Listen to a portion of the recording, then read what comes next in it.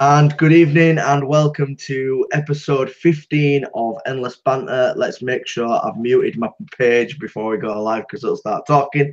I hope everybody's well. I just want to let you all know and make sure you're aware that you make sure you press the subscribe button and press the bell icon. I asked people in the chat if they had the notifications on. They did.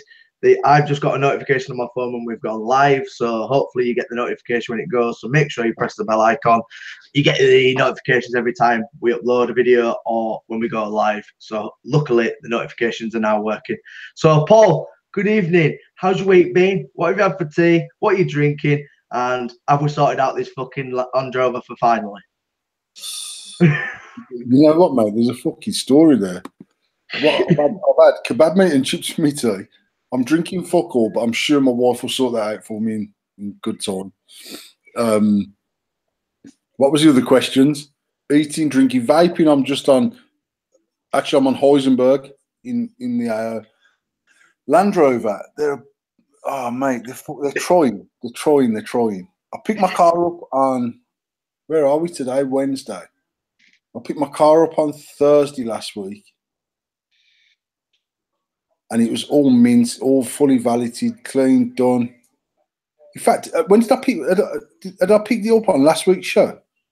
No, I don't think you had. I think you'd gone. I picked it up on Thursday morning. Thursday morning. It was all perfect, but they've got no biscuits, man. They've got no biscoffs left in there. And the black concierge was like, "Oh, Mr. Harrison, we got no biscuits, bro, but I'll hook you up a latte." And I was like, "Yeah, sweet." So I had my coffee. And then when I had the Range Rover Velar about 6 weeks ago, whenever that was, I literally filled it with diesel, and then the phone would say my car was ready, so I sent it back with a full tank of diesel. So I was like, seriously, next time my car comes, you need to fill mine up, you motherfuckers. It's like 100 quid's worth of fuel in the car. Fuck. So I went there anyway. I got my car, drove out, and I was like, as they filled it up, the bastards. Got back to the factory, reversed my car into the space, walked off from my car, turned around to look around and admire my car, and fucking scratching my front bumper. And I was like, what? I swear, I took pictures of it straight away and I sent it to this Charlotte Bird, who's the service manager. And I was like, seriously, what the fuck's going on with this? She'd phoned me on the Tuesday to say, no, she phoned me Wednesday to say, your car's ready, but we've noticed a scratch on your back bumper. But to be fair, I'm pretty sure I'd done that scratch on my back bumper. But I said, you're fucking joking. And she went, if it weren't there, Paul, leave it with me. Come and pick it up tomorrow. I'll get it sorted. I'll get a new back piece put in the bumper. So I was like, all right, and sound. Picked it up, reversed into my space. No, it's a scratch on the front bumper, which I know 100% weren't on my car when I dropped it off to her. So I sent her the pictures, and then she phoned me up and she says, I don't even know how this happened. She said, the only thing I can think was they've got like a tunnel at the back of the showroom, and you drive up to it and the roller shutters go up on their own. You drive inside and then you can walk from there back into the showroom. She said, your car was left in the tunnel. She said, the only thing I can think that's low enough to have caused that damage is the mop they use to mop the floor, the cleaners. She said, so whether it's like swung and hit it by accident or whatever, she said, but I'll locate a brand new car. And I never even let her finish. And I said, about time, man. I said, if you're going to sort me out a brand new car, I genuinely thought she was just saying, you know what, we'll get you a new car. And I was like, can you make sure it's got the dynamic pack on it, which is like all the black bits and that? Oh, no, we're not going to give you a new car. She just meant, I'll locate a new car now. I'll get the part taken off it and get someone to come over to the factory and fit it straight away for you. And I said, you know, I'll come in tomorrow morning and get it done. So I went in on the Friday morning, picked it up. When I drove in there, the black man was like, Mr. Harrison, what's the matter now, man? He's like, he's fucking stressing as soon as I drove in there. And he's like, I've got biscuits, man. Come and sit down. I'll hook you up some biscuits. So they changed it in about 10 minutes and filled my car up. I said it also hadn't been filled up. So they filled my car up for me, left there, chuffed, all done. Then when I got back on Friday, I had to go to the MD's office. So they're in a different location to us. So I drove round to them offices, reversed into the space. I was like, none of my parking sensors are working. Turn that down there. When I was reversing into the space, I realised my parking sensors weren't working. But I know that they probably switch them off when it's in the garage because it's close to everything. So there's obviously sensors all around that fucking car. So I took no notice of it. And then on Saturday, we went to Monkey World in Stoke-on-Trent. And I was like, seriously, and I've got like on my touch screen, there's like a button to turn the sensors off. So if you're in traffic, you don't set the front sensors off. And then next to that, there's the parallel and reverse parking button. So I can literally pull up to a space, press that button, and then the sensors assess the gap, and then it parks the car automatically for you. But it obviously needs the sensors to be working, and that's not on either. Oh, for I fuck's was sake. like, fucking hell, I've got no sensors, which is obviously down to the fact they've had my back bumper off to replace the bit that I'd scratched that I told them they'd scratch. So I phoned them on Monday morning. Was it Monday? Where are we today? Yeah, I phoned them Monday morning. Can I speak to Charlotte? She's not in the office, but they've got like an internal email system. So they send like the internal mail and it'll have more details on it and whatever. And then I phoned up yesterday and I said, can I speak to Charlotte? I'll get someone to ring. I'll get her to ring you back. I phoned up yesterday afternoon. I was like, can I fucking speak to Charlotte, please? Look, straight away. And she's like, oh, she's in a meeting. I said, well, go and get her out the fucking meeting. I want to speak to her. And she says, well, we'll send a message. As soon as she's free, she'll ring. And I was like, look, I've phoned twice already before this, and twice she hasn't answered my call.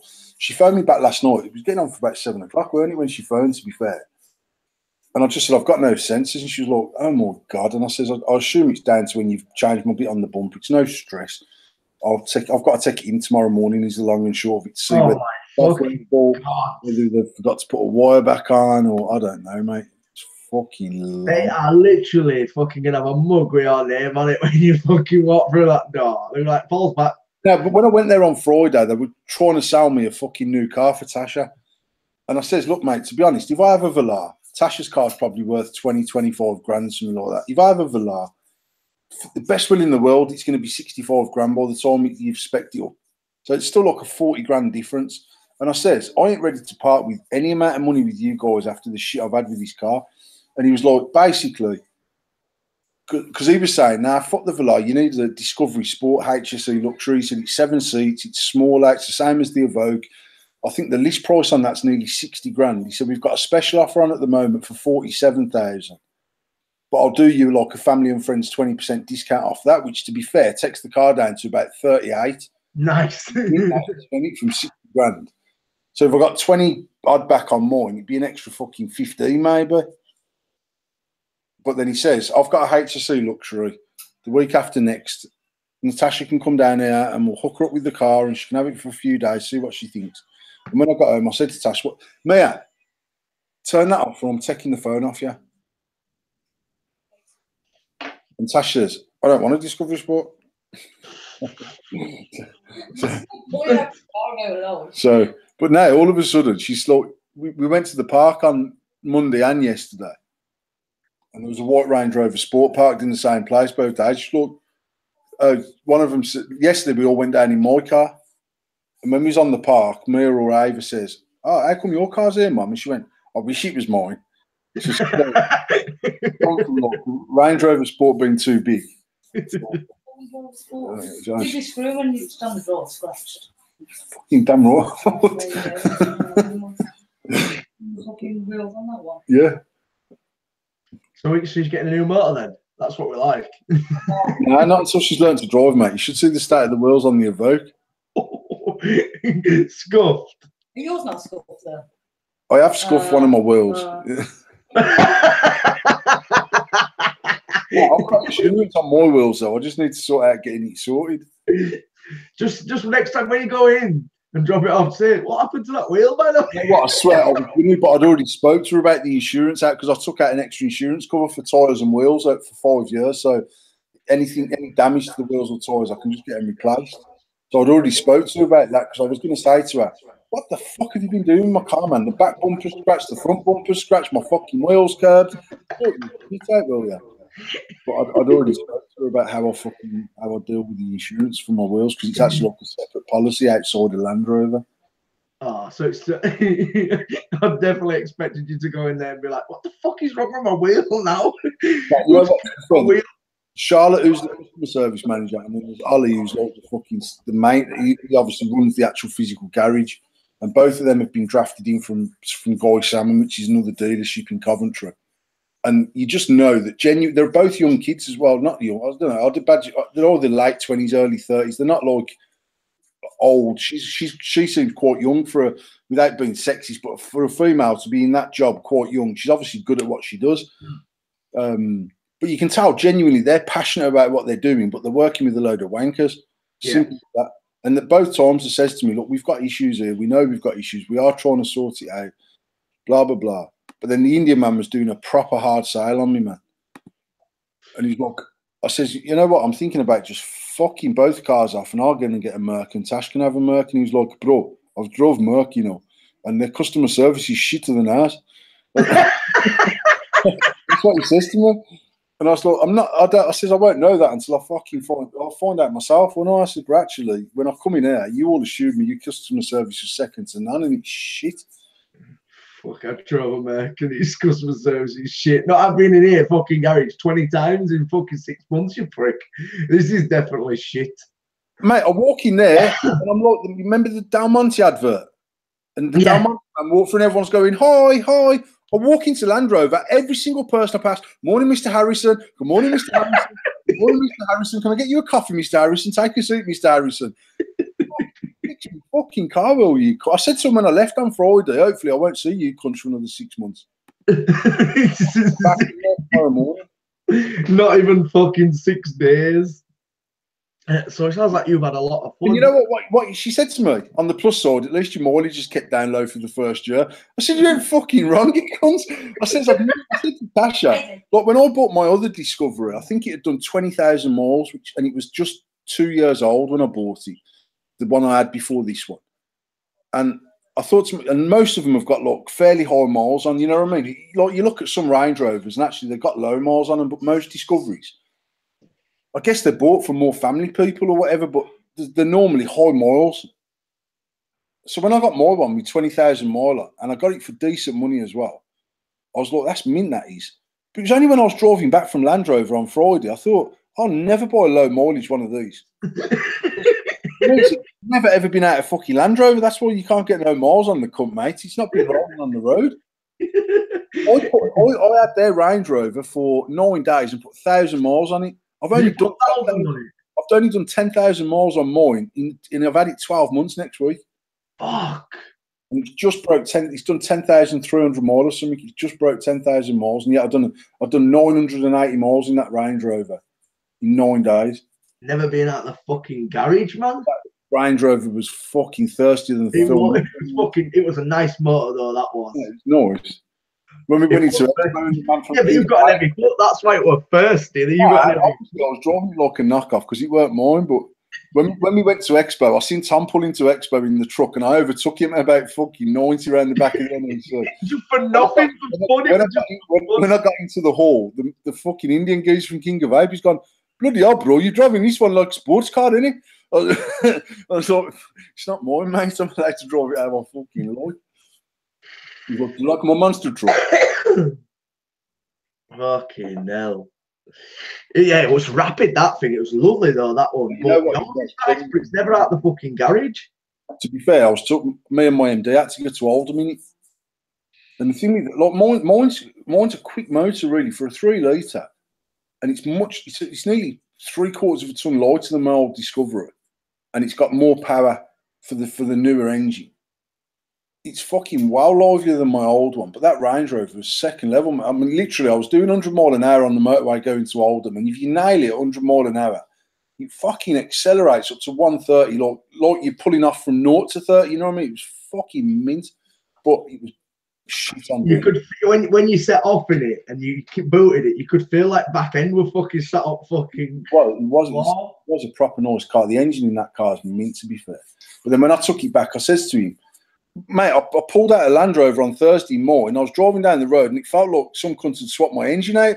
And I really phoned him up and says, I don't know what you've done to my car, but it's fucking flat as fuck. And all it was is I just got used to the power of that fucking Range Rover, man. It was next level. I'm telling you. But then I was talking to the bloke when I went back in on the Friday and I was like, do you do that 4 litre? It's a 4.4 V8 twin turbo diesel. But it's, I don't know, it's nearly 400 brake horsepower standard, but it's 650 pound-foot of torque, which is only the same as the fucking SVR's, only 600 and something, 660 or 680. And it was like, now they don't do that engine in the Discovery, but they're bringing out the SVX in the Discovery, which is like It's naughty, mate. 5.5 litre, twin supercharged, petrol, 550 brake, 700. Petrol. Yeah, twin supercharged petrol, 5.5 litre, 585 brake, £725 foot of torque, man. That's naughty, that is. Oh, come here. But I know it's the first discovery to break 100 grand for a stock car. Like mine was about 72 plus there's some options. Mine was 78,000 with whatever packs on there, but standard it was 72 grand.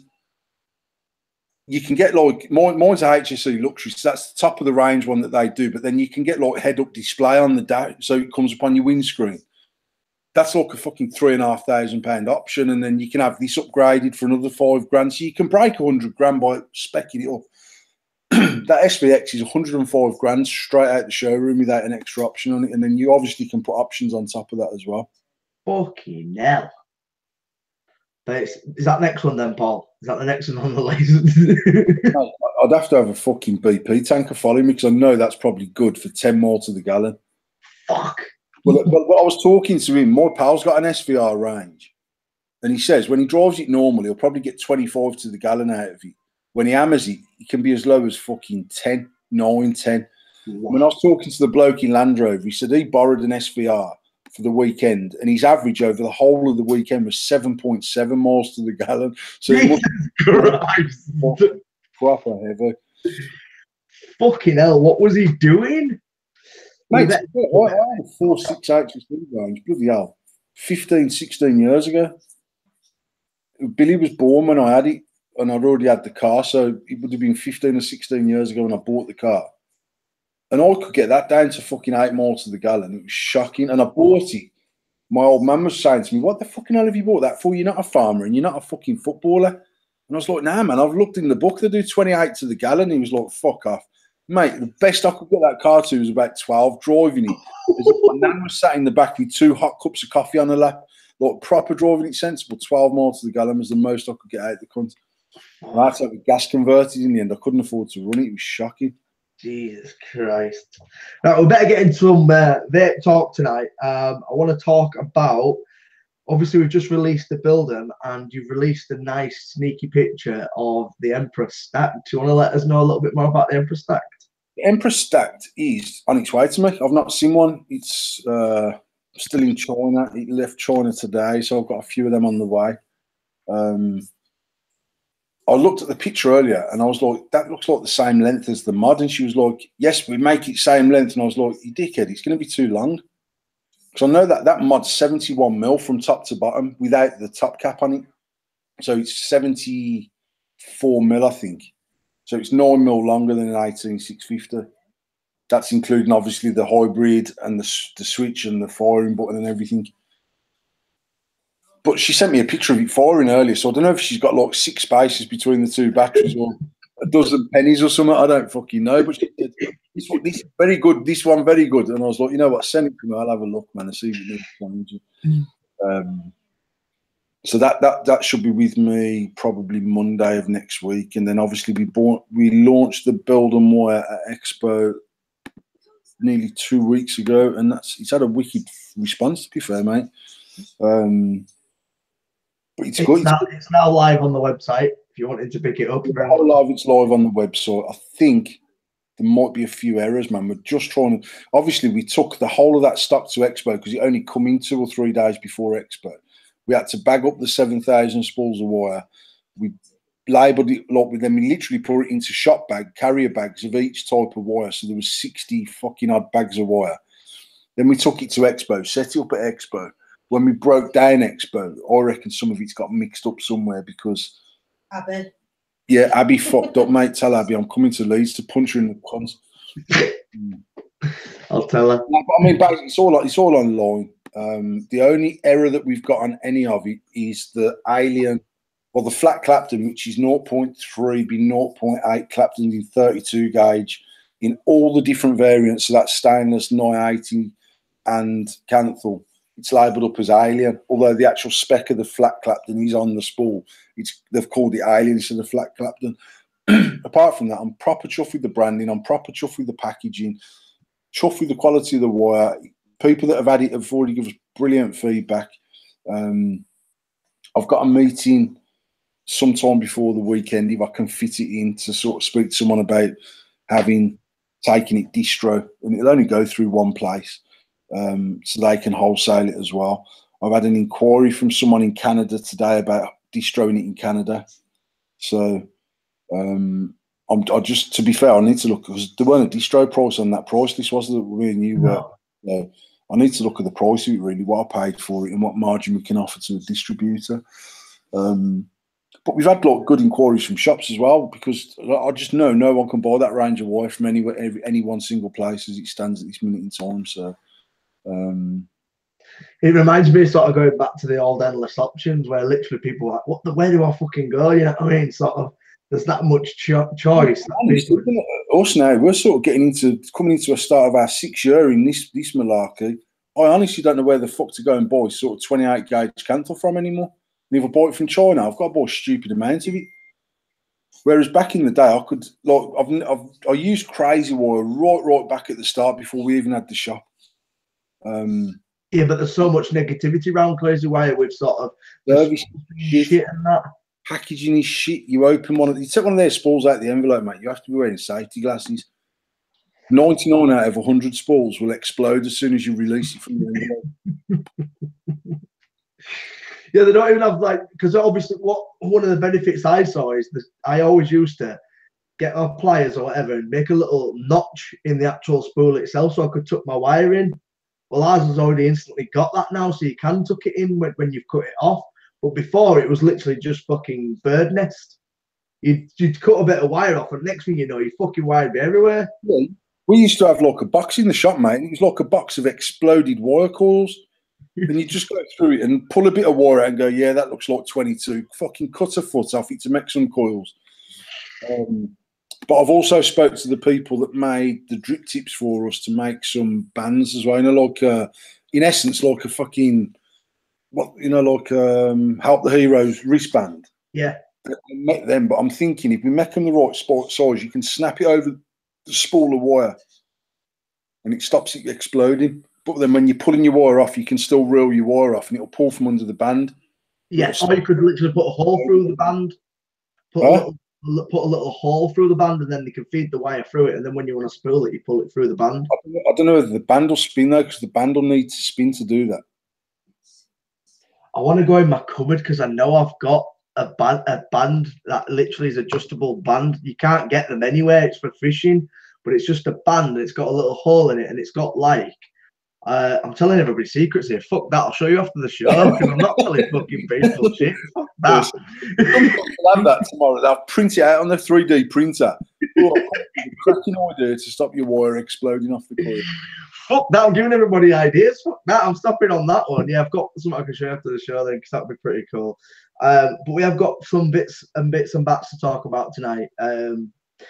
I want to talk about this one because obviously we've had a little bit of banter on my Facebook post I put out yesterday, and it's celebrities who vape.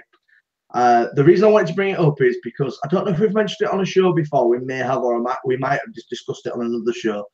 But obviously we was having a bit of a banter this week about Tom Hardy, and he's got the mag in his hand and he's got the Nautilus on top of the mag, and I said we should send him some AF, and our good friend Arthur already jumped on it, having a bit of banter, which was fun. But sort of my idea about this is obviously Tom Hardy is a A-list celebrity. You can't deny he's an A-list celebrity. To me, he's the sort of perfect person to do advocacy on how good vaping is and whatnot. And yet the bloke is blatantly stood out with a vape, doing his job day-to-day basis, filming a new movie.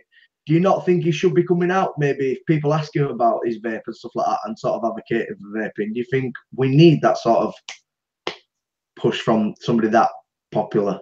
I don't know. I mean, I messaged Tom Hardy's Facebook page last night to say if you get sent any Zeus juice, be careful because I had a bottle once and it had pubes in it. You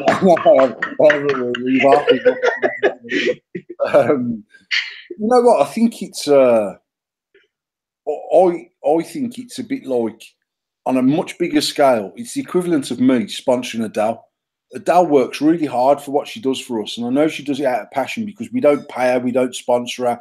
We've sent her the occasional free mod, actually one as a Christmas present, and we got her a hoodie done for Expo. We sent her a range of the AF juice to try. And the thing with Adele is, I know that Adele would message me and say, and she did, she messaged me and say, this razzmatazz is fucking horrible. It turns out she'd only put half of the nick shot in because she was assuming they were 25 mils. She was only putting a 5 mil shot in and stuff like that. But I said to Adele, you know yourself, fucking hell, we've been sponsoring her page now, probably getting on for 12 months just after Expo this time last year. So when we first sponsored her page, I did say to her quite early on, I'll never sponsor you because it makes a mockery of what you do then. You know what I mean? If I sponsor Adele and she's got endless on everything, and shady vaping on this and build them on that and AF on the other, everything she says, it just comes across as being fickle bullshit and just trying to flog more product for us. And I think if Tom Hardy was to come out and say, actually, I've been vaping for, I mean, he was a baghead, he was a fucking raving heroin addict. It's as simple as that. So if he decides to vape, it's got to be healthier for him than cigarettes. And he's obviously been at the pit of hell in his life over certain periods of time. And I think if he was to come out and say, I was a drug addict, I used to smoke, and now I vape, and actually I know that health benefits for me are there. I don't know what they are. I don't know scientifically how much better it is than cigarettes, but I know for me personally, I feel in a better condition. I think that stands for a lot. If all of a sudden Arthur was to bag a fucking sponsorship with Tom Hardy and he's walking around in fucking Zeus Juice t-shirts, are you going to bed? See you in the morning, love you. I honestly think it starts to make a mockery then, because it's like they're doing it for promotion. It's a bit like that wanker. What's his name off Dragon's Den? Not which one? There's a lot of wankers on Dragon's Den. All wankers have all got too much money for my liking. And Peter fucking, what's his name? Peter, I'm going to say Peter Reid, but it's not, is it? Not what's his name? Peter. What's his name on Dragon's Den? Funny socks. Our brother said his name's Peter Tall Cunt with funny socks, but no, that's not his name. But I mean, he's obviously a wealthy man. He's Peter Jones. He's on the telly selling Sage fucking software, and if you've got Sage software, it'll turn your business into a multi-million-pound business. Is the essence of the advert, and for me, it's just a bit like, seriously, you're a prat. And I literally watched that advert last night and thought, how much money is that to pay that cunt to fucking say that? Even if he uses Sage, to sort of the way that the advert is worded and the way it comes across, I was just thinking, you must have been paid right fucking strong money. And the geezer's worth billions of pounds, so it's not like he's hard up for a few quid. Where actually, if he's not endorsing a product like that, but he's genuinely using it, I think that carries more credence than him going on the telly. Definitely, that's what I mean. Stage software management for your business, for your accounts, for this, for invoicing, and business for me has always been about making good. Peter Jones, there you go. Nick Bean knows, and I think the same applies to anyone, mate. Pro Green is obviously working hard to flog his new liquid, and to be fair to him, he's just using. He's not like he's landing there and doing some fucking rap songs on stage and hyping up the whole thing that way. He's obviously got a following. He's a big name. He's a fucking multi-million-pound or multi-million selling artist, and he's launched his own e-liquid, and that will give him some sales. The only thing Professor Green's got to hope is that his gear's decent and not shit, because the fickle knobheads will buy it off the get-go. And to be fair, Tom, if I'm being honest, I know there's people that bought our liquid not even trying it.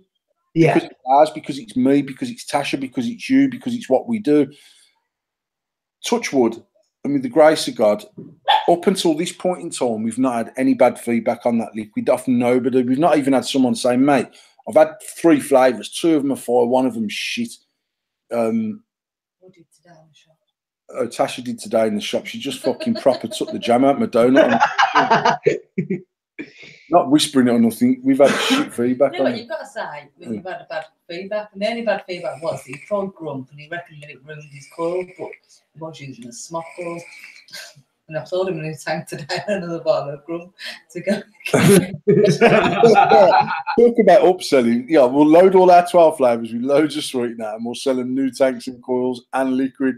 Now, I mean, to be fair, we haven't got any of them 12 juices are not overloaded with sweetener. That's what I said. Genuinely, and it was one of the specifications I said to Ace of Vapes right at the start. I didn't want them overloaded with sweetener. Unless it was the Cool Harder range, I didn't want them overloaded with Cool Harder. I didn't want them overloaded with flavouring. I didn't want people to vape a few bottles and go, this is fucking fire, and 3 bottles in, they're sick to death of it. And actually, any flavour that I vaped in that range, genuinely, the most sickly one for me, if I'm being absolutely honest, is Cherry Vanilla Coke. And I really like it, but I know it's not one that I could vape over and over again. But the Pink Blood, I've done 2 60ml sample bottles that I've had. I've done however many of the 30ml normal bottles that we've had in since. I've been vaping on Lemon Puff. I know I could vape that all the time because although it's lemon, it's not a dinner lady type lemon. It's so much more subtle than dinner lady.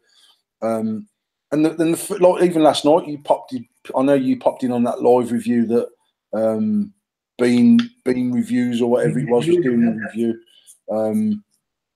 And he said the Sublime is the best lime liquid he's ever tasted by far. I don't understand why it only got an 8. Huh? Cherry Bomb was brilliant. He said Cherry Bomb is the best cherry liquid he's ever vaped. And to be honest, I would agree on that level. And not because it's ours. I've never liked cherry liquid up till now. And for someone who mouth to lungs menthol liquids, I've never liked a cherry menthol. The only cherry liquid I've ever liked, and it's not even cherry, is Red Estate. It's actually red berries. Yeah. Not a cherry. It's not a cherry thing. Tuned in cherry from V Juice, probably one of their biggest selling flavours of all time. I didn't like it. One of our biggest selling shady vaping flavours is cherry menthol. I don't like it. I've never ever vaped a cherry liquid apart from once. That that horrible spick motherfucker who used to work at Grey's, Joe, who I can't stand. Well, I went there once and he gave me some cherry Bakewell tart that he'd had from an exhibition, and it was made with some sort of natural extract flavourings. And it was genuinely one of the nicest liquids I've ever tried, let alone cherries. But I love Bakewell tarts. And he gave me a bottle, and it was only in a 5ml sample bottle, and he'd already vaped some of it. And I tried it, and it was fucking proper Mr. Kipling's cherry Bakewell tarts. But then the point is, that's not a cherry. It's a candy cherry. It's that fake cherry that's on top of the Bakewell tart, but it tasted fire. And I mean, literally, it was just absolutely sublime liquid. It was wicked. Apart from that, I've never had a cherry that I like ever. I just don't, and I was saying to Tasha before, with cherry, none of them taste like a fresh cherry, and none of them taste like a manufactured cherry. It's like a manufactured flavour, full stop. I don't know what it is. For me personally, it's just not right. I've got the same issue with strawberry. I actually really like a candy strawberry in a vape. I really, really like a strawberry milkshake in a vape. I've never ever tasted a strawberry liquid and gone, fuck me, that's like fresh strawberries ever. And even strawberry jam, like the Ace of Vapes jam liquid, to this day is still one of the most authentic tasting flavoured liquids on the market ever to be released, and probably ever to be released until Hell freezes over. But it tastes exactly like strawberry jam. It does not taste like a fresh strawberry. Yeah. Our Strawgasm, I honestly believe, is one of the best flavours in that 12 liquids for me personally. And it's got a strawberry in there, but again, it's more of a strawberry milkshakey type because it's a strawberry smoothie. That's the essence of that flavour. So it's a creamy smoothie strawberry flavour. With Cherry Bomb, originally I wanted a limeade. I wanted a cherryade if they could get it to taste like cherryade out of an old glass Corona bottle, old school, cheap cherryade, not some fucking whatever. The cherry Coke, I actually said originally I wanted vanilla Coke because I've never tried a cherry Coke that tasted like cherry Coke. However, I tried Dexter's fucking retrospects cherry Coke at Jam, and it is fucking on point, mate. It is quality.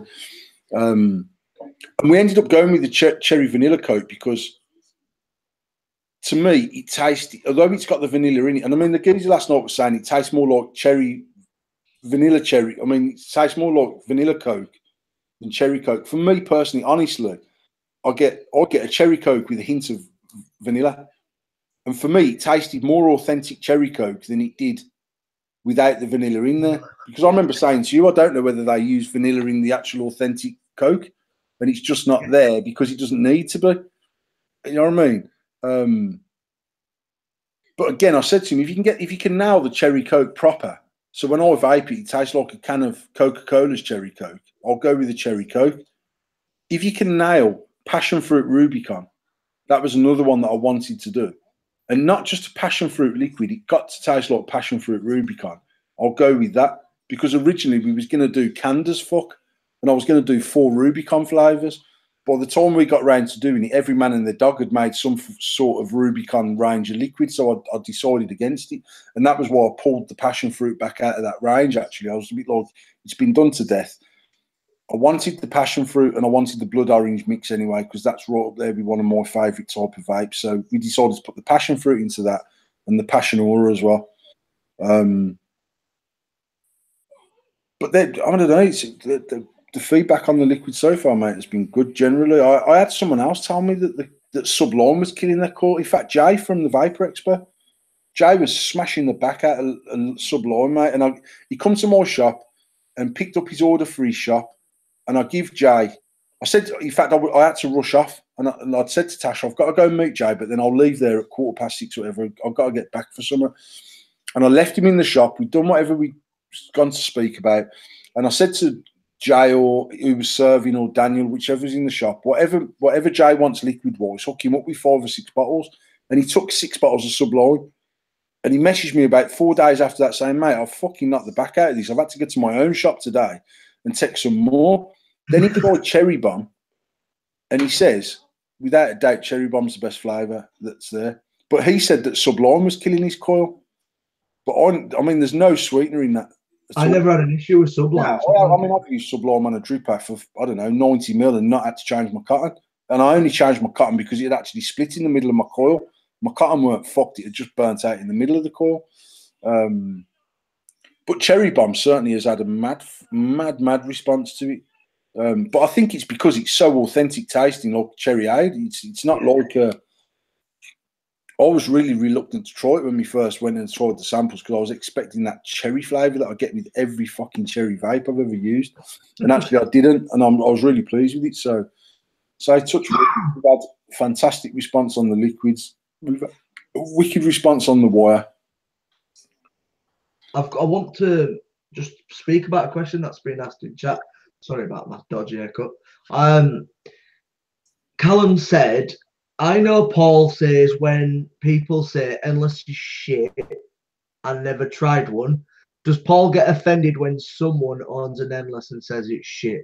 No, because that's cool. Let Paul answer that, but I know the answer to that. No, I mean, it's like, if someone, it's the same as me. I mean, I can't ever think of a time, honestly, I've gone public and said something's shit, even when I've known it's been shit and I've bought it. I certainly would never do, if someone give me a free mod, I'd never, ever go public and say this is a bag of shit. However, I would message someone and say, mate, I've tried this and for this reason I don't like it, or this doesn't work properly for me, or whatever. Look, but if someone's party with 100 quid of their money and our pension fund, they're quite within the rights to tell me it's shit. It's simple as that. It's just literally someone assuming it's shit because it's from China and they assume it's going to be crap. That's what pisses me off, to be honest. Yeah, I was going to say, it's the fact is, then the day, when Paul, I've said it as myself as well, is if you say a product shit but you've never tried it, then I don't understand how you've got an opinion on that product. But when somebody's spent money on a product, then they've got all the opinion to say that. But personally, I'd rather go as we've said plenty of times, you have, in this industry, you have direct link with the manufacturer, with Paul himself. You message Paul and say, I've got this issue, this is what I think's wrong with it, rather than just, it's the same as liquids. If a liquid isn't your preferred thing, the first thing people do is, it's shit. You know what I mean? If you've got an issue with something, state there's an issue with it. And I agree that to a point, somebody's got the right to turn around and go, well, I've owned one, I don't like it. Okay, that's personal opinion, may not just like it. but you have the right to be honest and say you don't like the product. But for me to turn around and say something shit, You know what grinds my gears? Actually, the only thing that does piss me off is, like, Dan Rickard, for instance. He had one of the endless mods and actually says to me, it worked perfectly well. I just didn't like the button. It wasn't for me. Absolutely fine. That feedback's good because they're not actually on the Emmys and stuff like that. We've not used that type of button. I actually really like the new design of Switch. I think it works really well. It's easy to use. It's easy to press. The throw's pretty consistent on it. I've not had any of them misfire on that new style of mod at all in any way, shape or form. So on that basis, we've made some advancements in the way that we put our Switch together. What pisses me off is when someone says, yeah, I've had an endless, man. It's all right in that, but it don't hit as hard as X mod. And I'm like, mate, I know that our voltage drops are fucking minimal on all of the mods that you've produced. Either take your Switch apart and take out the fucking 30 mil of juice that's clogged up around your fucking Switch. Check your magnets. Make sure your spring's clean. Make sure your firing pin's clean. Make sure the battery you're using is right. Make sure that the insulator's right. I mean, there's a million things that can cause a voltage drop. Then because the mod shit, it's normal because they're grubby, trampy cunts and they don't know how to keep the fucking gear clean. And that's why it doesn't. I mean, I've seen people say, oh, I've got a fucking rig and it fucking hits shit. Now, actually, me and Tasha bought the rig V2s from CCR. I had them off Simon at CCR. Back in the day, paid dough from them. We did that. Yeah. No, we did. Rig V2? Yeah, because he'd had them off Puff Mart. When we had our first ones and Danielle bought mine off me and we had the matching roughnecks and everything, Simon sorted them out for us 100% because he was getting them off as he's at Puff Mart. Definitely. He bought them to our house when he used to. Cotton candy one? No, the cotton candy one I got from the geezer that owns. Oh, you didn't have one? Yeah, you did. We both had one off Simon. Remember, Danielle had mine off me, and I think Aaron had yours off you. And it had that roughneck in. I hate the RDA. But actually, what I didn't like about the rig was, for how much money it weren't no better than my tugboat that I paid $130 for everything. And actually, for me, it was like, I hated the RDA because it was supposed to be a competition mod and it got some fucking poxy 3-post deck with screw holes that weren't big enough to even get 18 or 20 gauge wire in there, which would be a competition build of its time. But the mod itself worked exceptionally well. It conducted exceptionally well. It worked really well. It just weren't for me. I just didn't like it. I've never liked them. I actually think the new ones look really nice. I just wouldn't never buy another rig mod for me personally.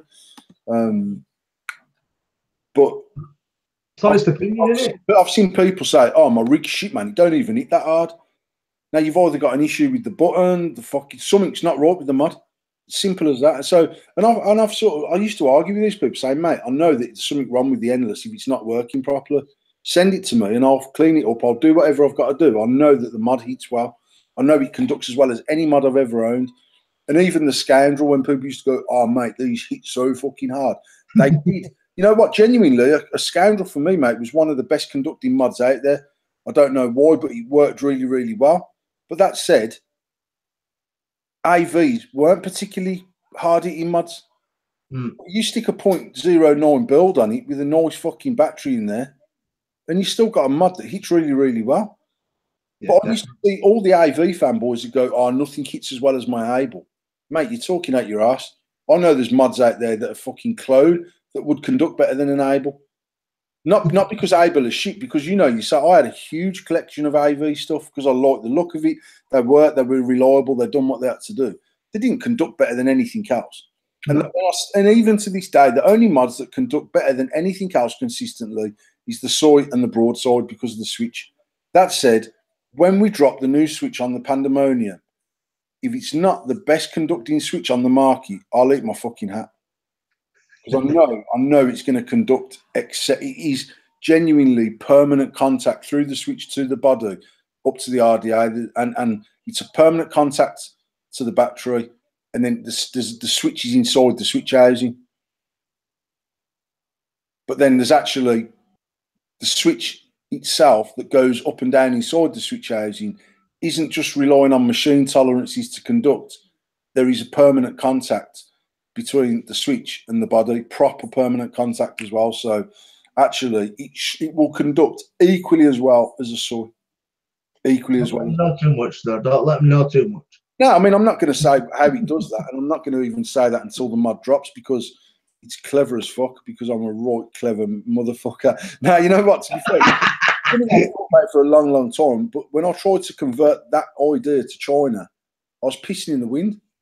That's the truth of it. And actually, the bloke who's design of mod that we're working on for this new mod, he's shit out on CAD, and I sent him some sketches and more ideas, and 20 minutes later, he sent me the CAD drawing saying, do you mean like this? And I was like, exactly like that. And he's like, fucking hell, it's clever, that is. Well, talking of mods and stuff, next subject is, and I know this one's close to you because I know you know the person personally, but HDNE have currently let out a statement this week. They've changed hands, and Leon, who's a good friend of yours, has took over. What's your thoughts on that? You know what I said earlier, I'd done a little live feed taking over to dance earlier, and actually, to be fair, Leon, for a yank, and most of them are full of shit and over the top and everything else. Leon, he was actually, he used to live in the UK, I believe, and he went over to America. But I mean, when I met Leon in October last year at Expo, he was nice enough to come and find our stand, come and see. In fact, he's seen me and you on the stand. He took an endless off us. He took a wholesale order back to America. Genuinely one of the most stand-up guys in this industry. And the thing for me with Leon is, he started literally with fuck all and built, second to Complife, the biggest empire over there. And I mean, I'm talking at that particular time, Complife weren't manufacturing mods. They were literally modifying other people's shit. And then they started building the battle decks and the battle caps and all them sort of things, which ultimately was just replacing a tugboat deck. That's really what they'd done. It's exactly the same size as a tugboat deck. They bought out, and I think, what was the other one that fucking AV did drop? AV had a 3-post deck as well, because I had an authentic one. The fucking was it torpedo or something like that? Well, the torpedo was the actual top cap, wasn't it, that went on it? It was 22 mil. I know which one you mean. It was very similar to the basically, it was literally like a tugboat deck. And then obviously Complife brought out the battle deck, which had bigger post holes and all that malarkey. But actually, Complife just used to buy product off AV, product off Rogue, product off Rig, product off whoever, and modify it and turn it into Complife limited edition. Leon was doing the same, and to be honest, some of Leon's work is the best work I've seen on anyone's mods, man. The geezer, he's fucking wicked. He's good at painting. His attention to detail, second to none. And then after all that fucking shit with Eric and AV and Eric's sister last year, in fact, the back end of the year before, still going in it with him and yeah, I mean, it's still all massively ongoing. But to think, man, AV was a multi-million pound turnover business, worldwide, biggest selling mods of all time ever, and at their peak, created the biggest shitstorm in the industry. Eric started up on his own. And to be fair, mate, for the 6 months prior to that, Eric had supported Endless in everything it had done. He'd reposted stuff for us. He contacted me. I sent him some product. He sent us some. He sent me a mod that at the time was worth $2,000 for one piece, and he sent me an unetched. Tasha's still got that fucking stacked cotton candy. I've still got the original unetched M1P5. There was something else. He sent me a brass M1P5. He sent, some limited, some 101 captain caps. And actually, he'd obviously come to Expo. That was the time when I was walking through Expo, and he's like, "Hey, Paul, it's Paul from Endless Mods." And I was like, "Check me out." Eric Hutchinson calling me over. But actually, within 10 days of going back to the States, mate, all that shitstorm blew up, and he'd left, and he was nothing to do with it anymore. And actually, since then, AV have been on their arse, and they've tried to relaunch old mods, and they've tried to do something to make it, to bring it back to life, and it's just failed for them. And Eric done the HDNE thing. And to be honest, mate, I've got an endo. I paid fucking big dough for it. I don't even know what I paid for my endo, 600 quid or something. I've got an EXO that I paid 800 quid for. And to both of them, in fact, I won't say both of them. I'd be lying if I said both. The endo is one of the best machine mods I've ever used. Quality is second to none on it. It's aluminium. It's like aircraft aluminium. The machining on it is fucking impeccable. The threads are impeccable. That thing genuinely conducts fantastically well. And the EXO, I bought it because I felt like I should have one. And to be honest, I weren't that impressed with the finish on it. Even but not for the dough, I didn't think it was that good. And actually, I've used it more for hand checks than I've ever used it for fucking vaping. And I stuck the 2 purple timekeepers in there and rebuilt it and hand checked that. And I stuck 2 black timekeepers in there and hand checked that. And we had 2 of the same colour fast twists. I put that in. It was more about, you know, this looks, and it's a wicked order. I love the concept of it. But quite honestly, I think Eric absolutely took the piss with the pricing. And I think he thought he could carry that off because AV was outselling its retail prices to the tune of 200% in some cases. Yeah. So Eric was like, oh, fucking hell, if I launch this. And I mean, at the end of the day, mate, we launched the Dirty 170 quid for a 26650 mod, the stacked extension, the deck, the cap, all of it, 170. I paid £500 for an endo, and there weren't even a 34mm RDA on the market at the time. I ended up running my own endo with an endless 34mm slammer on there because there weren't nothing out there to fit the fucking thing. That's what used to grate more shit is that, like, if you're going to get to all that trouble in making a mod, make an RDA that suits it, man. Eric was using a 30mm fucking cap on a battle deck. By the time the air's gone through them holes, mate, it's fucking dead. Done. Do you remember? I don't know. I remember that. Coming back to Leon. Leon had a massive falling out with AV because he's decided to stick his alliance with Eric when they split up. And I know there was talk of Leon was selling clone devices that he got invoices from AV for, but they were trying to discredit him in the industry by saying actually he was literally working on clone devices and revamping them, making them look like authentics. And I know Leon has spent big money with lawsuits with AV, and America's just next level for that shit, ain't it? You know what I mean? He's probably $100,000 into a lawsuit just because that Lindsay who owns AV is a cunt. That's the truth of it. And because, and I also know that at some points Leon was spending more money than Complot. He was their #1 worldwide customer, spending thousands and thousands and thousands of dollars a month. Do you know what I mean? Just to get mods to rework and sell them out as limited editions through Vapeology, which is obviously his business. Complife superseded him at some points. He superseded Complife at points, but between them, both of them, massive purchase of AV, and genuinely helped put AV on the map as well because they bought out some next level stuff. I paid fucking £500 for a murdered out fucking Abel. £500 fucking pound for an aluminium mod. That was worth 500 quid because Complife had anodized it and done their shit on it, not because AV had made an Abel. I was selling brand new Abels in my shop for 160. I paid 500 quid for a second-hand murdered out. And that's the sort of level that Leon and fucking Doobie Firkin at Complife, what's his name, Adam Harper at Complife, took their business to another level. And I know Leon has struggled financially because of all that shit. And you know what, mate? There's him, his missus and some kids, and he's grafted his fucking balls off. And I can honestly say, when I seen it yesterday, I think the sale happened a few days ago. I seen it yesterday, and I messaged Leon directly and just says, mate, I'm made up for you. I hope everything works out. Obviously, if there's anything we could ever do to help, I'm sure there isn't, because he's got it on lock, mate. He knows his shit. But if there's anything we could do to help, you know where we are. But I'm really chuffed that you've got it. Then I know Eric put an endorsement post out later on last night saying that he's basically given the rights to 73 existing designs. Basically, every design Eric's ever done, which is the VAPE stuff, the AV Live stuff, the Avid Live stuff, because there was 3 companies, weren't there, for AV until sort of Avid Live became a thing. Leon owns the rights to all of AV's mods, mate. Anything, the switch design is Eric's, the top hat design was Eric's. He can knock himself out and do as he chooses. I mean, Leon posted today saying, "Oh, who's up for some of the old stuff?" I think he'll shit a brick if he brings out all them old mods. I don't think it'll work for him that way. I don't. And to be fair, I think he's got more about him to be able to bring out some real fire stuff using some of the old stuff with new technology and mixing it and matching it and doing and bring out some real good stuff. But I'm made up for Leon. I think it's brilliant that he's got that business. I think he's worked damn hard and he deserves to get something out of it. To the point where if his price is reasonable, I'd speak to Leon about bringing some HDNA over to the UK and selling it, because I feel like things like this will boost the American market.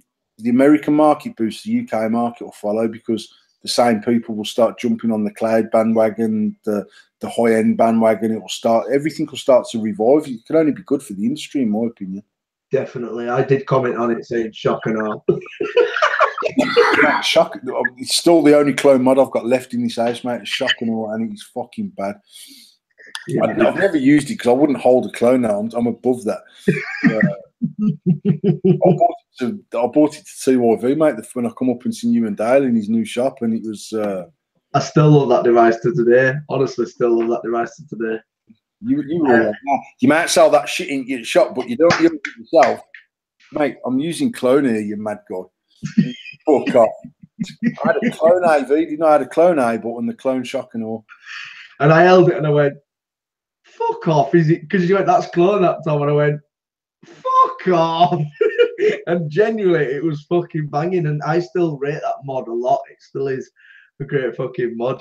But as I say, just going back to Leon, I wish him the best of success. Obviously, as you've said, he's had some shit times, and hopefully going forward, he's got some great times to come, and he's got a bit of a challenge to come, because if he hopes to do with that cunt over there, she's gonna have some shit again, isn't he? So, well, I mean, as far as I know, legally, Eric owns all the rights to all the designs of them mods, and actually, what they done was, I mean, that said, I know when Eric first come public about this shit, what he said, like things like the chubby able, obviously, when Eric comes to the UK, I've got a picture holding his chubby able and he's holding my Cerakote clean mod.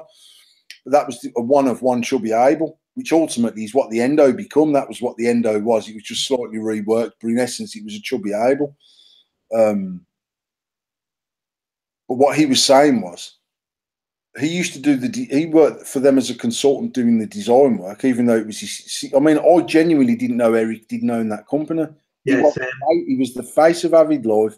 He was probably one of the biggest advocates in America, in the whole of this industry worldwide, out there beating the drum for the right reasons. And actually, when I spoke to Eric, he said basically I was working with them on a consultancy basis, and once they paid their fees, they owned the designs to the mods. Well, because there was such a massive shitstorm over what they owed him and what they didn't owe him, he basically says, "You've never paid for none of these designs; they're mine." So he's give all them rights over to Leon. Leon can do what the fuck he likes, you know. I'd imagine that Lindsay, because of the amount of money they amassed in a 2-year period, and it must have run into fucking tens of millions of dollars, she's got deep pockets, and if she wants to fuck someone through the courts because she's bored and she needs a good fucking length of cock up her and she's got nothing better to do, that's what she'll do. Leon's got to defend it his way, hasn't he? He's got to do what he thinks right. But I personally think Leon shouldn't go down the route of trying to rebrand and remanufacture stuff that's gone by. I don't personally. That's my personal opinion. Just come with something more fire. Just literally put some designs together from the old stuff and make something of new technology. Definitely. Absolutely, mate. I just think Leon's got the ability to. You know what? I don't understand why they don't do a 25mm endo. You know what I mean? That type of thing, and it's different to an able, although it's in essence it's like an able. It's only like the tree. What's that tree? The tree mod or the tree of life or whatever that thing. That's it, yeah, tree life. Yeah. Alan used to sell. You know, like that was also someone who used to work for AV, weren't it? Who bought that mod out, and it was actually the same switch design, but instead of a T-bar contact, it was a square contact.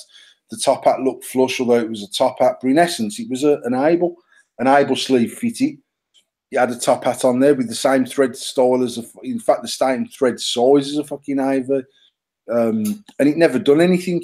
That's not a popular mod. And I know Mark Dolan was distributing that. In fact, he gave one to Tasha at VAPE Fest or somewhere when Mark Dolan gave you that mod. Remember that mod with the purple sleeve on? Yeah, VAPE Fest. And it's basically, it was an ex-employee of AV who started making these mods. But they were like 120 quid instead of 180 for an able. Yeah. And they were as good as an able.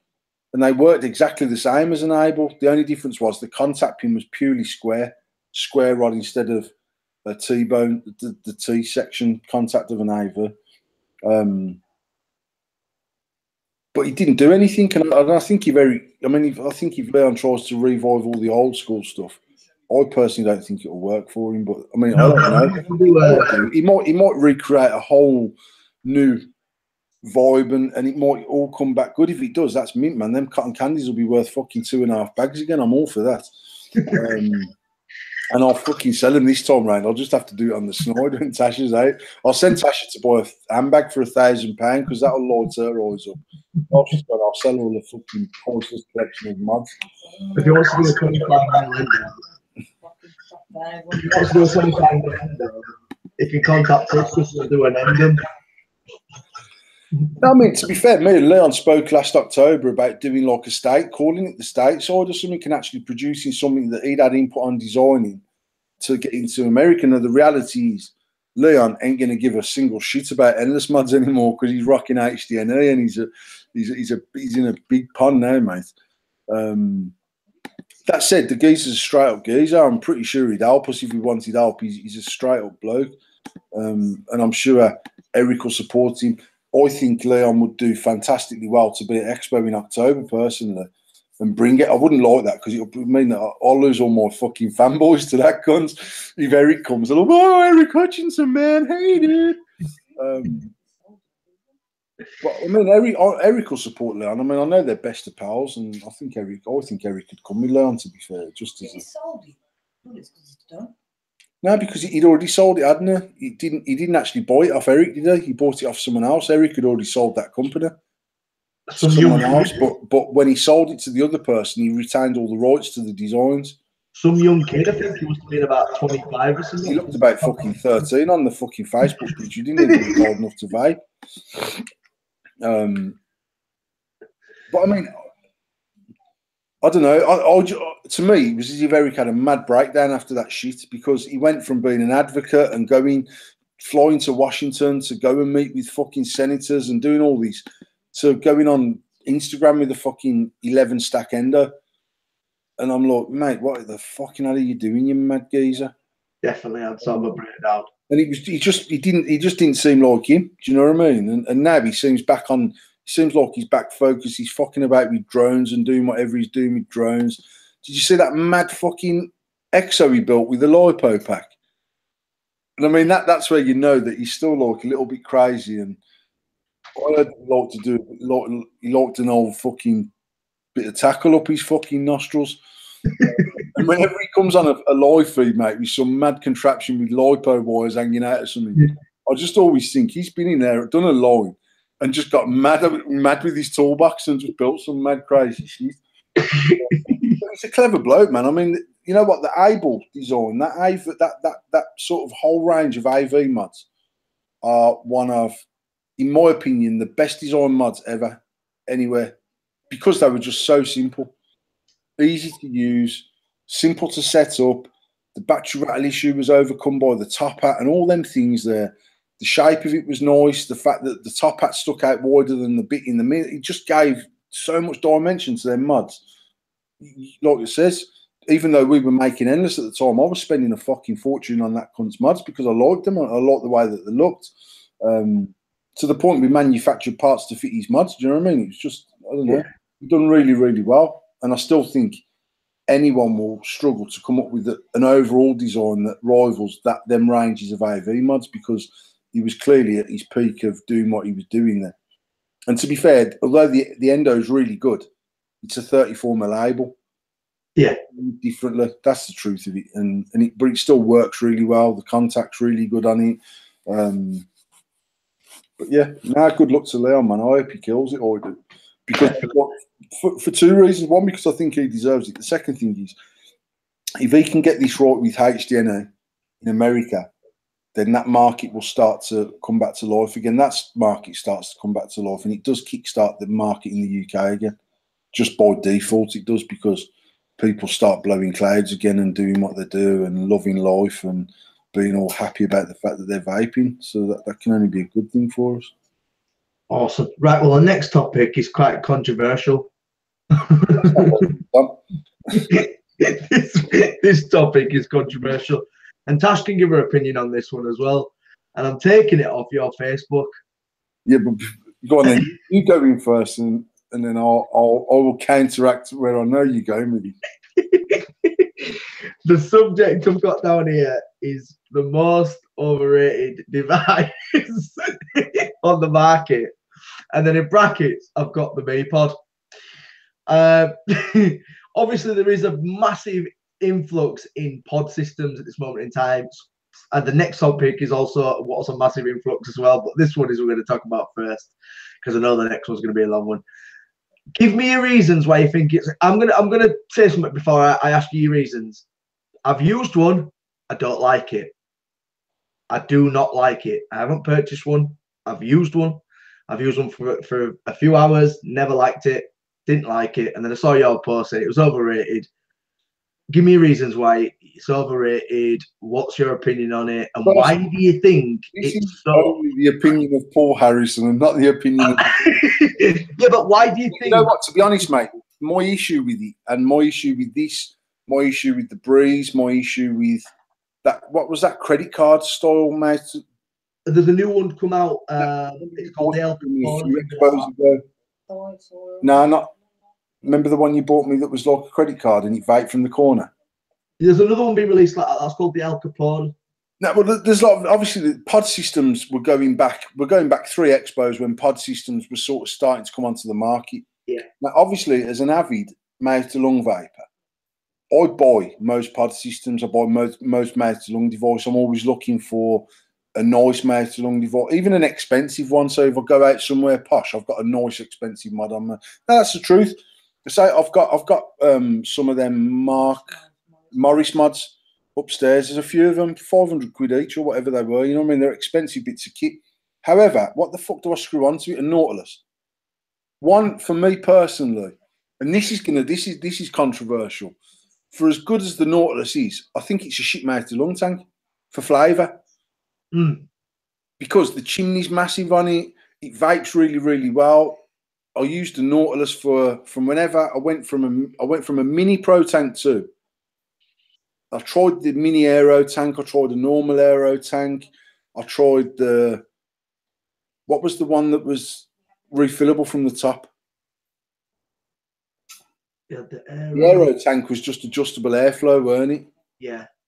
And then they had the one that was a plastic tank and it had all that springy mechanism in it and used to fill it from the top. It was Kangatech as well. But I tried them and then they brought that out in a mini version and I ended up going back to a mini Pro Tank 2 every time because the vape on it was perfect for mouth to lung. The coils, when I got a good one, lasted well. It vaped nice, it was smooth. And then I literally, and I've said this story before, I set up a Nautilus in someone's house when we used to deliver.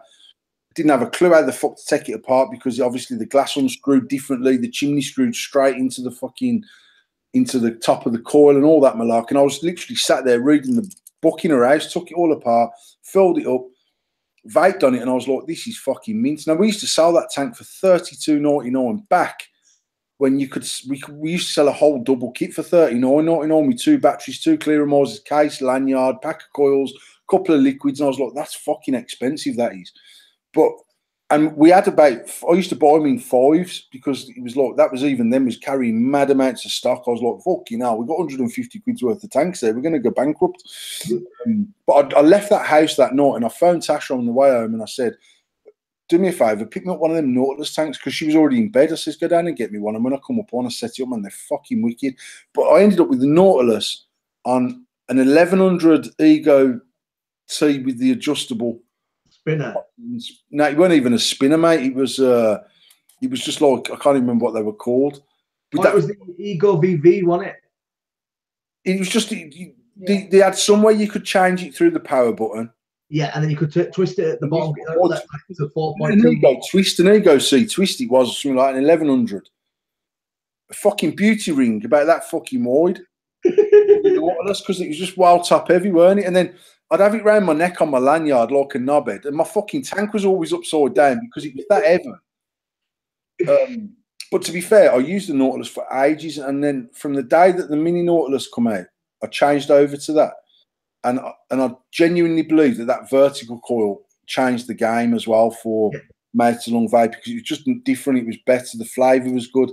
The chimney was nearly half the size on a mini as it was to a Nautilus. And I've gone back to a Nautilus, and I've even vaped on people's Nautilus, and I'm like, how the fuck did I suffer that? Which sounds really controversial because it is the best mouth to lung tank ever.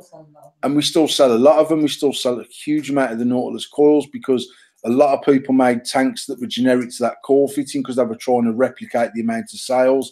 that Aspire had got from the Nautilus. But coming back to pod systems, whenever I see a pod system, I like pod systems. I like the idea of a pod system. I like the idea of disposable pod systems because I'm a lazy cunt. So for me, if I empty my contents and I throw the cartridge out my window like I would have Fagnub, and I stick a new full cartridge on, then I vape it till it's empty, that suits me perfectly. And it might not be as cheap as vaping liquid and coils and tanks, but it's still way cheaper than smoking cigarettes, and it's convenient for me. It's clean, it's easy. I'm just yet to find the best pod system I've ever used is the Bow, because the airflow was perfect on it. I had the battery pack up where I could drop it in and use that as the power bank. The pods are a pain in the arse, to be honest, because they're just not big enough, but that's TPD, so there's nothing I can do about that. But actually, the Bow for me was perfect, mouth to lung pod system. My issue with this is, I love it. I didn't even realise until after I bought this. This is the same people that make the Me One, isn't it? Yes. So the Me One is pretty much a clone of my. It's smaller, but actually the airflow control's the same. It takes an AO coil. They've got their own coil, but it's the same thread as an AO coil. It's top airflow. It's anti-leak, anti-spit, and all that malarkey. Fantastic little mod because they've copied that. That's basically what they've done. I've seen these and I thought, you know what, they're mint they are. Fucking hang it round my neck, especially at Expo where you've got fucking penny stamps walking around robbing mods left, right and centre. It's hanging around my neck. If I need a hit, it's there, it's done. I ain't got to worry about if I put my mod down and whatever. Tash went and bought a couple from Evolution. Don't get me wrong, mate, these are good devices. For me, though, it's not a sub-ohm device. And I struggle, I mean, this is Tasha's one. So Tasha's one has not got the bund in it. It's fully open. I can't really get a drag out of it. Now, if I take another one, you can see you're starting to get more vape, and that's only because the coil's still hot. Yeah. If I take a drag on the AO, it's just a proper drag. So I was a bit like, because if I've just spent whatever, I don't know, to be fair, James done these at wholesale price for us, 20-something quid, whatever there was. They're mint if you like a restricted lungie. Yeah, they're not.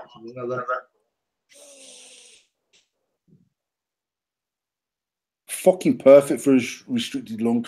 And that's how Tasha, I've noticed that even when Tasha's made to lung vaping, she's actually restricted lung eating. And it's as if she's forgot how to made to lung because anything she uses, like she was using something the other day, and I was like, you made to lung in that, or you sub it, or you, like, she loves this because for her, it's perfect for her made to lung style. For her made to lung vape now is probably a restricted lungie, not a made to lung vape. Do you know what I mean? So then, I still don't know where my boxes are for ours because we set them up at Expo, so the boxes got put somewhere. And then someone says to me, oh, there's some buns. Arthur piped up, because Arthur pipes up on fucking everything. But Arthur piped up and he was like, there's some buns in the packet and it blocks the hole, turns it perfectly to mouth to lung. Now, to be fair, I have not come across my boxes. Jack gave me some. Jack says to me, mate, I wouldn't even use my mouth to lung. I use it restricted lung anyway. I've got the buns. These buns are tiny, mate. They look like they're just tiny. So I'm sitting in my office and I take the first one out, and really I need a magnifying glass and tweezers to put the cunt in. I'm not joking. And I put it in there how I thought it went in. It was wrong. So as I tried to mess about, it just went boom and flew off. I lost my first bund and I was like, fuck's sake. Managed to put the second bund in. And quite honestly, it needs more of a restriction for me. So, I mean, I know Arthur was saying that for him with the bunding, it was perfect mouth to lung. But then I've said this to people and they're saying to me, oh, no, mate, all you need to do is just hold your finger over the hole a bit. I don't want to fuck about and hold my finger over the hole when I'm driving or when I'm doing whatever.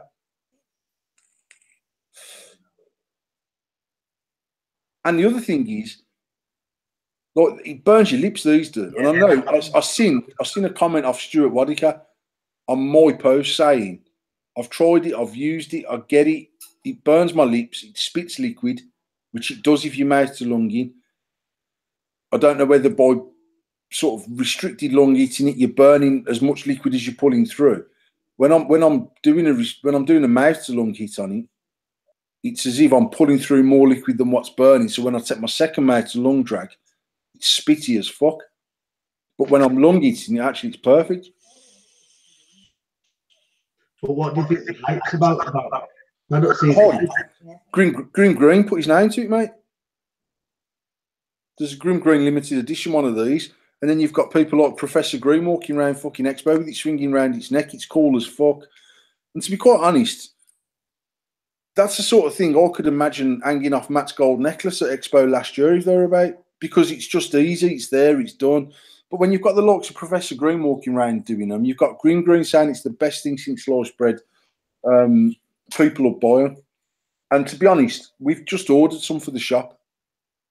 And Tasha's mom's using one because we bought her one. People are asking for them. My reservation with that type of moddies, they will sell by the bucket load to new vapors. Now, for me personally, as a shop owner, I would be telling our staff not to push them to new vapors because, one, the battery life, it probably won't see them through a day. Two, they're going to struggle to make a lung on it properly. And three, there's better devices out there for less money. However, if you're an experienced vapor like us, and you understand that if it's on charge in the day and you're going out of a night and you want it round your neck and it's handy, perfect for that. It's not an all-day device, in my opinion.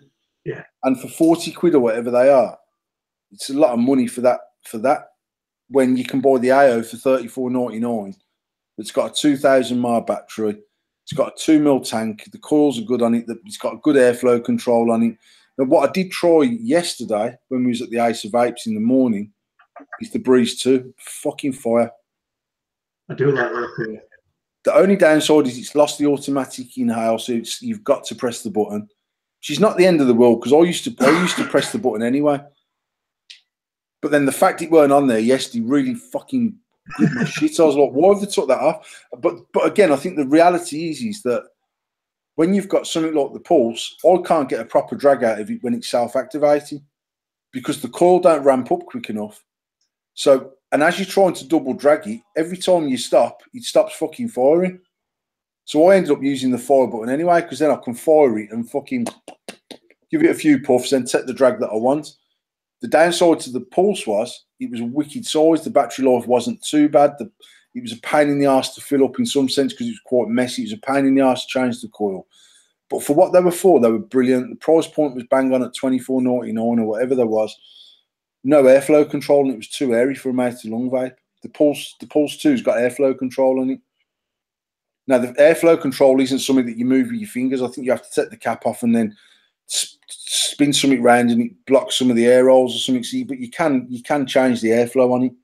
I know that Phil Posado's done a review on that Aspire one already, and he's saying the button's super fucking sticky on it and he fires in your pocket. So that's something that we need to look out for if we're going to pick them up. So, well, I think that was another reason why they took the the automatic activate off as well, because I know we had loads of customers coming and going, it's fucking firing.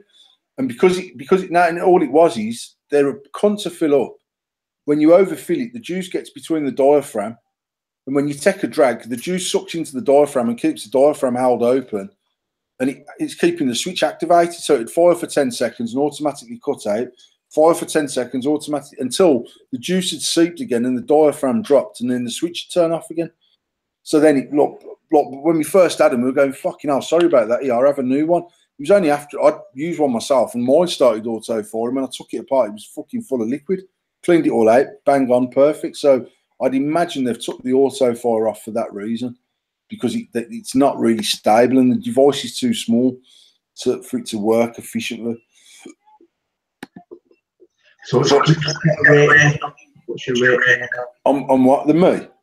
Yeah. For me as a matey lung vapor, I'd say 5 out of 10 because actually I love the size of it. I love the look of it. It's mad that we've gone back 6 years and we've got people hanging mods around their neck, which is pretty cool. No, I mean, to me, it's a good thing, man. It takes things, you know what I mean? It improves we were doing shit right fucking 6 years ago for people to start hanging shit around their neck again. If you're a restricted lung vapor with the knowledge that you're not going to use that all day before the battery's flat, then actually I'd probably give it an 8, 9 out of 10 because they're good for that. But I've never once seen a me pod advertised as a restricted lung kit anywhere. For me, that mod is sold purposely to mouth to lung vapors, and it's not a mouth to lung device, in my opinion. Even with the restriction in there, it still weren't as restricted as what it should be. Yeah, definitely. Well, we'll go on to the next subject, and this subject's going to be a long one. And I think it needs to be debated. The debate. The debate. And it's not. We once again, another fucking thing I fucking posted and came fucking 120, 130 comments later, and everyone getting butter about shit and whatnot. And it wasn't aimed at anybody, because we've got friends in the industry that make CBD liquid. It's not about CBD liquid, and I think a lot of people didn't understand. So the status basically stated that I understand the benefits of CBD, and I have no qualms with it. I have no issue with it. The issue I have is when vaping companies are now stating that they're selling legal CBD bud.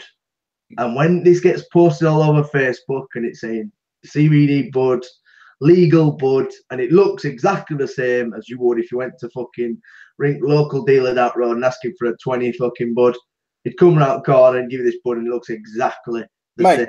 My issue with, you know what, I would open a CBD shop tomorrow that sold CBD products without a shadow of a doubt. That is not an issue to me, because the shop is what it is. It sells what it sells. I've got an issue with people. No, you know what, I get that most people in the vape scene, mate, are some sort of entrepreneurial type people. That's why they've made lots of money out of the vaping industry, because they seen something, they acted on it, they bought the products, they sold the products. People like Daniel at Flatwires rolled the wire to give it something completely unique and different, and what he done was clever, and it's still the best flat wire on the market, without a doubt. It was the first, it was the original. My issue with it is it's a bit like, there's lots of things that I see in my life where I go, that could make us money, but I wouldn't be posting it on my vaping page. Now, the problem is that my personal profile now is become an extension of our business page, because actually I still post my personal shit on there, because that's me. I just post what I want to fucking post. I do my live feeds through it, but I'm posting vape stuff through there. I'm posting pictures of my kids. I'm posting statuses and tagging Tasha in them, and it's just like a whole mash of everything. But ultimately, it's become an extension of our business page, and truth be told, Tasha's is the same. But she's still got people messaging her about, have you got this mod in stock? Have you got that? I ain't got an issue with that. We reluctantly started selling CBD liquid 100% because Dale started manufacturing it. Because I could have bought it from the wholesalers cheaper than Dale, a stronger strength in theory, although actually it's bullshit. But you know what I mean? I know Dale's strengths are Dale's strengths, but there's people out there, yeah, we've got 2,500 milligram CBD in a 10ml bottle. Mate, what you've done is you've put 2,500 milligram in a litre. You're actually running 25 milligram CBD, so fucking get out of here, you prat. You know what I mean? But so when we first bought, Dale messaged me, mate, I'm doing CBD. What's your thought? Before he even manufactured it. And me and Dale, as you know, we're good friends. I've got a lot of respect for Dale. Dale's got a lot of respect for me, and I know we respect each other's opinion. And before Dale even manufactured that liquid, he actually messaged me and said, I'm thinking of doing this. What are your thoughts on CBD? My response to Dale, and it's still to this day, is from a business point of view, CBD has made people a lot of money. From a moral point of view, I'm not comfortable about having it in my shop, because it's marketed wrong as well. You know what I mean? It's marketed as a replacement for weed. Yeah. And it might not be now. People are starting to backpedal now. People are starting to give it this clean image, which it's got, and it should have. But initially, when CBD come out, it's like, yeah, man, you can buy weed in a bottle, man, from the vape shop, and the police can't even nick you for it. But it's not that product. It's not what it's about. So I just didn't like the fact that we potentially would attract knobheads into our shop. And by knobheads, I'm talking about weed smokers. They're like vegans, aren't they? They have to tell you that they smoke weed. It's on every second post on their Facebook status. Yeah, man, I got some wicked cheese. Listen, you eat cheese because you should be a vegan as well, because you've got that same mentality. your whole life is about telling people that you're a weed smoker and it should be legalized, man, because hemp is just the most underutilized product in the whole of the world. I don't give a fuck. I ain't got an issue with anyone smoking weed. I haven't particularly got an issue with anyone injecting heroin. It doesn't affect my life. I don't need to hear it every day. And the same is a vegan. If you want to walk around in flip-flops because you can't wear leather shoes, I don't give a shit, but you don't have to tell me that I'm not allowed to fucking eat a chicken McSandwich if I want one. You know what I mean? Fuck you. So, mate, CBD, trust me, will be big in the UK. It will be, by the end of this year, it's going to be massive. There's people selling fucking jelly tots for dogs at the fucking Vape Expo for CBD to calm your fucking dog down. It's going to be big business without a doubt. It is. It don't fit in a vape shop though. Vaping liquid does. If you've got CBD liquid that you can put into a normal clearomizer, drip it on your mod, vape it in a tank, whatever way you want to ingest that CBD, then it's got a place, although albeit limited in our shop. As far as CBD oil goes, Dale sells it, and I've bought some off Dale for my mother-in-law because she has issues with the back. I don't sell it in our shop. I phoned Dale up personally and says, mate, sort me out a bottle of oil and I'll pay you for it. But when he first had it, I said, I'll take your liquids. I'm not going to stock the oil because you can't use it in a vape pen. Yeah. Therefore, it ain't got a place in our shop. And that's not me being an arsehole to Dale. It's literally the equivalent of me selling that fucking German caffeine shampoo for balding people. It's literally like me having that in the shop and saying, well, actually, there's some benefits to this, mate. It fucking makes your hair grow. It probably does, and it's a good shampoo, but it doesn't need to be in my fucking shop. Yeah. You know what I mean? So on that base, I didn't stock the oil. I seen Daniel's post on this fucking THC-free bud the other day, and I haven't got an issue about it as far as what the product is. Yeah. I just know that when people are taking shots of that bud in that nature, literally they're targeting sales at bud smokers. And then you've got all these knobheads going, oh yeah, man, it's legal weed. It's like illegal. And even people have commented on Daniel's post about legal highs. And you know what, mate? If I go back 5 years in my life, I know 100% I could have made more money doing legal highs. And it's something that I considered. And I told you before, it was something I was going to do completely separate from the vape shop. I'll do legal highs. I had a friend in Digbeth, which is 2 minutes from our factory, 10 to £15,000 a day, mate, in legal highs, selling legally out of a shop. Fuck me. There's drug dealers selling fucking crack and even turning over that much dough. And they've got to watch every step that they take. And this cunt opened his shop at 10 o'clock to a queue of fucking crackheads outside his shop. And he was going non-stop till 6 o'clock every day. Some days he shut at 2 because he'd sold out, mate. He'd done his 15 grand. Shop shut. I got nothing to sell. I don't even pick up no more stuff till tonight. And actually, I didn't do that because people were dying off that shit because it's fucked up. And actually, on that basis, I might as well just sell crack and heroin and just take my chances. Yeah. So I was a bit like, there's lots of money to be made, but actually, morally, I want to be able to sleep at night. And to be quite honest, when I look at what the shop was doing 5 years ago, we were the next best things to legalise drug dealers because we had people queuing up outside our fucking shop for their fix of vape and willing to spend their money, and it was all legal and above board and good. So on that basis, I chose to carry on down the path we were on. I just think CBD has to be, there's a huge educational thing to be done with that whole thing, what it's for, what it does, what its benefits are. There's different types of CBD for different types of issues. There's fucking CBD shampoo, there's CBD creams, there's CBD oils, there's liquids, there's fucking biscuits, bath bombs. Cookies. What the fuck is a CBD bath bomb all about, mate? I don't think anyone ever uses a bath bomb. Ever. Right. To use a CBD bath bomb, how does that get into your system?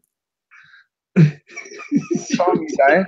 Literally, you might as well light a Yankee candle on the side of the bath and just have a bath with that on and just be calm and relaxed. And that's because my knowledge of CBD is naive. I'm not even going to lie. I'm not sitting here to understand the ins and outs of Meg's arse where CBD is concerned. Yeah, but what the thing is, Paul, is you're sitting there with no knowledge, and there's people on fucking Facebook with no knowledge selling the cunt. No, I know. And one thing I will say about Daniel Littleworth is he's knowledgeable about his CBD, and he's took time and he's researched it, and he's done a lot of work with Pinnacle. He's launched his own range now, which is called what's Daniel's liquid? What's Daniel's CBD called? I think it was the Pinnacle one. Made by Pinnacle, but he's actually white labelled it through Pinnacle. I think that's what they've done. I might be talking out of turn there, but I know it's definitely Pinnacle that's manufacturing for him. But Daniel knows his shit. He knows the inside and outside of CBD, full spectrum, what he does, isolates, this, that, and the other. Mate, to be honest, to me, it's a bit over my head. And probably something I should have got involved in, even if we manufactured CBD and had nothing to do with shady vaping and just fucking sold the stuff. I know there's people making dough out of CBD. Tash and I had a conversation yesterday. Should we launch CBD in the AF range? And for me, relaxed as fuck fits perfectly into the range. I know full well it'd be full spectrum CBD, so it's the best shit you can get on the market. I don't know, mate. I don't know what to do. Say business-wise, definitely 100% we should do it. Morally, I don't know. I don't know whether we should just stick to doing what we do and what we know and do it that way. I don't even think it's for me personally. The CBD liquid side of it is it's an e-liquid. You can put it into an e-cigarette if people know enough that they need to use CBD or find a benefit with CBD. That is absolutely perfectly fine. My issue is when people are beating that bush and literally saying, this is, let's be realistic, even if Daniel's not promoting it to vapors, the people on his Facebook are vapors. I just don't see how that fits in with what we're meant to be doing as vaping, to stop smoking, to save lives, and to keep people away from tobacco. I just don't see how it fits in with the whole vaping side of things. And that's what my argument is the fact is I appreciate what you're doing and I agree with the benefits and I agree that it should be offered. But someone mentioned on my page saying, well, if a vape shop takes on the CBD bud, well, does that mean they need to stop Rizzlers and fucking filters? Yeah, well, that's why I would never stock CBD bud in my shop. However, if we opened a CBD shop, I'd stock it with every fucking CBD under the sun. Yeah. And I'd stock that bud in particular because knobheads would come in every day and go, all right, mate, can I have one of your 20 bags, please? Because that's what they think they're buying. And they're the same dickheads. You could probably sell fucking some herbs to out your fucking herb and spice rack and they get to the mate, oh, you want to try this shit, mate? I swear. It's fucking mint. It actually is mint, you fucking dickhead. That's what it is. Now, I mean, I got where you're coming from. Obviously, I mean, what Daniel's saying on his particular, because there was some shit on Daniel's post about, seriously, is there even any need for this and fucking blah, blah, blah. What Daniel's saying is, look, I'm not posting it through my vaping page. I'm posting it through my personal profile. Now, if he's doing that, I ain't got an issue with Daniel selling that. It's not an issue to me at all, not even like a business moral one. However, if it went onto the Flatwire website because that's his avenue of selling it, that wouldn't sit right with me because actually it'll cost you a few £100 to set up a fucking CBD website and a page and target it specifically to them people on that page through that website. It starts to get messy. I say it's literally like me selling, just going to our local wholesalers and going, fucking hell, them fucking LCD lights are cheap. Yeah, I'll bang them on the website and have some random section on our fucking vaping website of absolute shite that I've got cheap and trying to make a few quid on. Just don't fucking sit right with me on that level. But CBD has got a place, 100%, and it's going to be big, mate. It's going to be massive, I think.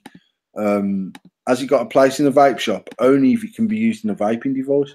I mean, back in the day, we used to sell weed burners in the shop because there was a massive call for them. We sold hundreds of weed burners, and I stopped selling them because actually they're burning tobacco through this fucking device, and we're trying to tell people to vape, and then it stopped sitting right with me. It just didn't seem to sit comfortably with me.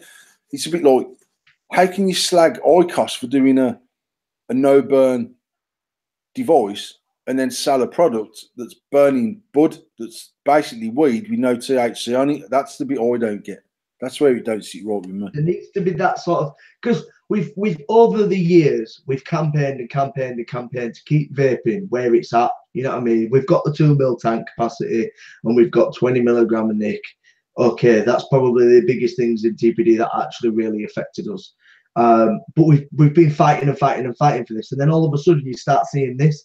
To me personally, it's not necessarily what people in the industry think about it. It's people outside of it, and we discuss this all the time about the fact is that there's still smokers out there, and if they see the vaping industry and then they start seeing these CBD this, CBD that, bud this, bud that in the industry, they're going to go, fuck that, they're all a bunch of bagheads. I'm not getting into vaping because it's been brought together. God, when I seen your post the other day, and I thought, how comfortable would people be if I come up with a product and I go, I've only got illegal heroin. It's legal. It's not even illegal. Inject it, you get the same fucking buzz, but you can sit outside the police station and whack it in your arm and no one will give a shit. It's cheaper than heroin. It's cleaner than heroin. It's fucking not going to kill you because you're not going to have a dodgy batch of more stuff, but it's legal. People be going, mate, what the fucking hell are you doing? But it amounts to the same thing. And look, I'm not anti-weed by any stretch of the imagination, right? But it pisses me off when people go, nah, but it should be legal. But it's not. It's illegal. Whatever way you look at it, it's an illegal fucking product. Whether it should be or it shouldn't be, it is. And I'm sure 99% of heroin addicts feel like heroin should be legal because they need that shit to fucking live their life every day. But it's not.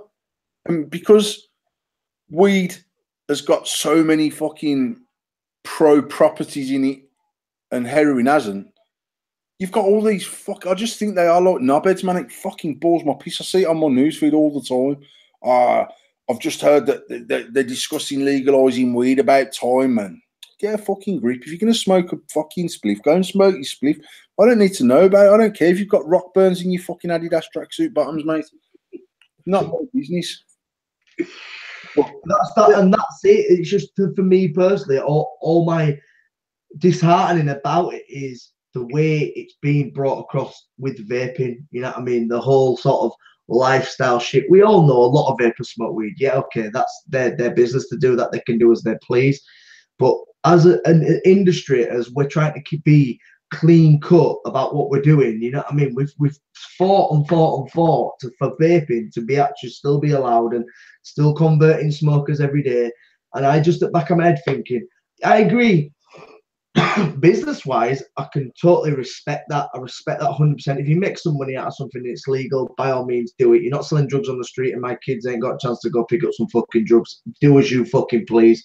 But when it comes into the industry that we've all grafted so hard at to keep alive, and then this comes along, I'm just thinking, well, what's the fucking point? One minute you're saying don't smoke, advocate for fucking vaping, and then next thing you're saying is go light a spliff with fucking CBD bud in it. Nah, but I come back to the point that when CBD come on this market, it come into the industry with the wrong stigma. And actually, the people selling it allowed that stigma to carry because they knew twats were buying it expecting to get stoned like they would if they spent fucking... I don't even know how much a fucking... I know a £20 bag of weed's going to be 20 quid, but I don't know what you get for your fucking 20 quid these days. But I mean...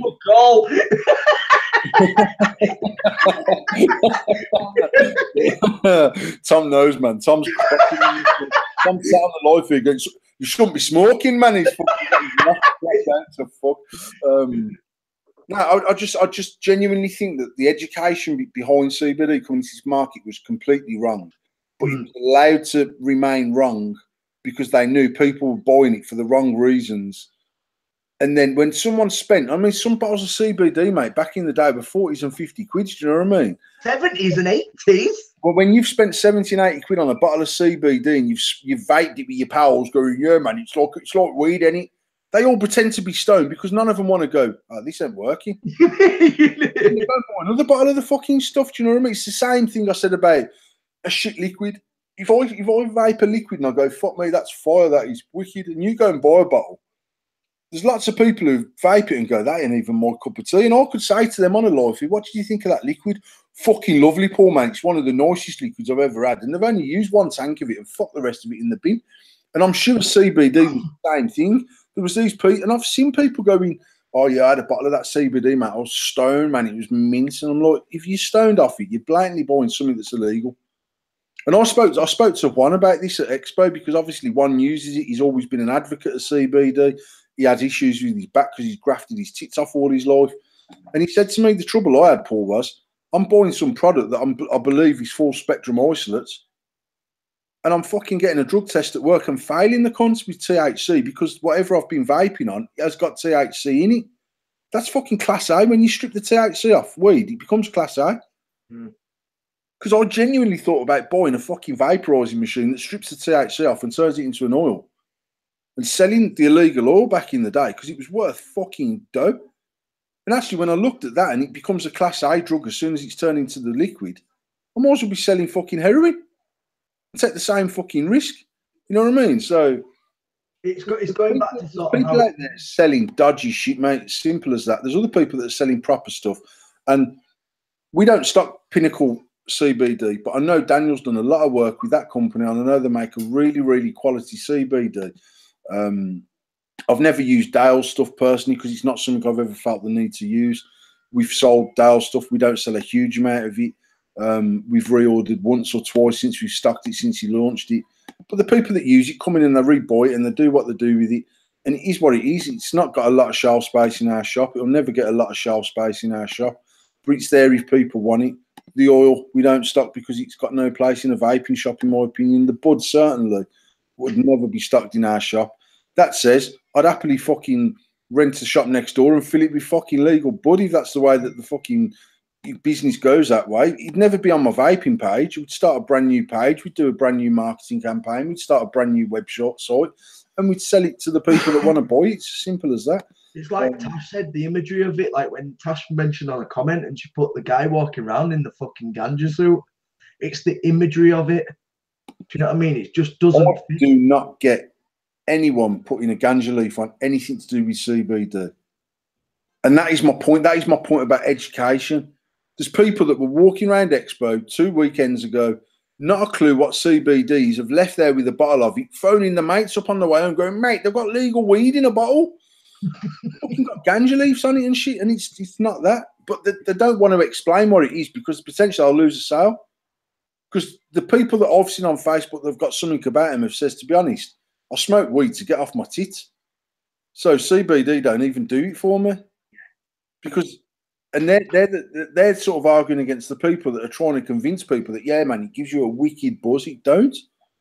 I mean, I don't know what it does. It'd probably knock me on my ass because I've tried it. I can honestly say I've tried CBD and I tried Dale's 300 milligram, and it absolutely knocked me for shit. Did not literally get me high. I just wanted to not do anything. It just literally makes you sit in your seat and you don't want to do it. It chills you out. Because if you are, you need to fucking stop and pull your finger out.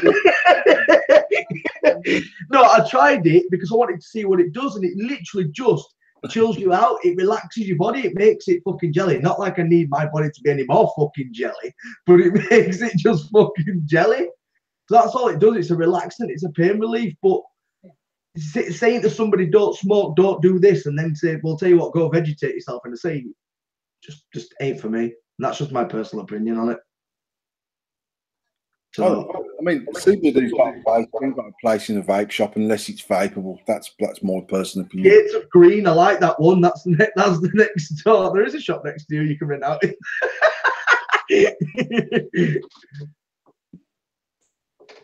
Mate, why if you sold that? My shop would be called Legal Weed. That's it, simple as, mate. I'm going to get as many punters through the door as I can, and the staff will wear a ganja suit. I don't give a we're selling fucking legal ganja.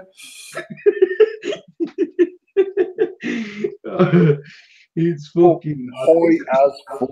It's the debate. The debate itself, though, Paul, is something that really needs to be put across in the community, especially with the Facebook vaping community.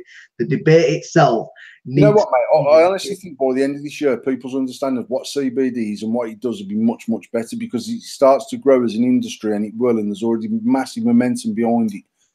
There will be people that have got specific CBD pages that explain what it does, what it's for, the best one to use for this, the best one to use for that. If you want it for anxiety, maybe you are better off vaping it. I don't know. This is me thinking out loud here because I'm not advocating anyway. If you want it for pain relief, maybe you're better off with the oil and taking it orally because it gets into your system differently. But I don't know that, and I don't know that because there's not enough information out there. Now, there might be if I go and look for it, but I'm not particularly looking for it, and maybe the people that are looking for it have found them sites, mate. I don't know. I just think people should be educated more on what CBD is, what makes it work, and what it works on, and what it does, and how it does it, and the best way to take it to cure your shit. I know there's lots of people, even Stu. I know Stu was using Dale's stuff, and he said it was helping with his anxiety and all them sort of things. And if it works for people, it's brilliant. It's good. But definitely, THC-free weed has got no place in a vape shop for me personally. 100%. 100%. Well, that's all subjects this week, and we said we were going to do a giveaway. Giveaway can get to foot, mate. It's 2 minutes to 10, and I'm out of here at 10 o'clock. But what I will do is 100%. Tom will post up on the Endless Mods page a giveaway by tomorrow because I'll speak to Tom. We'll get some. I'm going to do it tonight. Okay, then we'll sort of give away out, and it will be for 10 bags of wire of your choice. So it could be 10 bags of wire, it could be 6 bags of wire and 4 pots of pre-mades, whatever the winner wants to get. I haven't got a clue what you've got to do to win it, but we'll sort something out, and then we will announce the winner live on next week's show. So we'll run the competition for a week for the builder.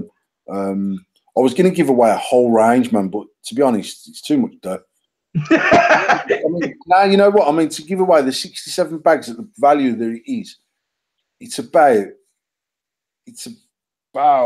fucking 500 quid's worth of wire at retail. So it's a chunk of wire, man. So we'll do 10 bags. We'll do 10 bags, and then they can pick some Canthal stainless 980, 990 round pre-made spools, pre-made cores, whatever they want to have a blast on. We'll come up with something for a competition. We'll run it for a week on the Endless Mods page. And then we'll crack on. And see what next week brings. Wicked. Well, we'll sign out then. If it's 10 o'clock, we'll sign out. Once again, thank you everybody who joined us. New faces again. I'll get this competition put up on Facebook tonight or in the morning, and probably tonight. And thank you once again. Make sure you subscribe, make sure you hit the notification, and we've had some fun, and I hope you've educated yourself with a little bit tonight because we've had some good debates. So we'll see you next week. Take it easy. We love you lots, and big salutes. Night.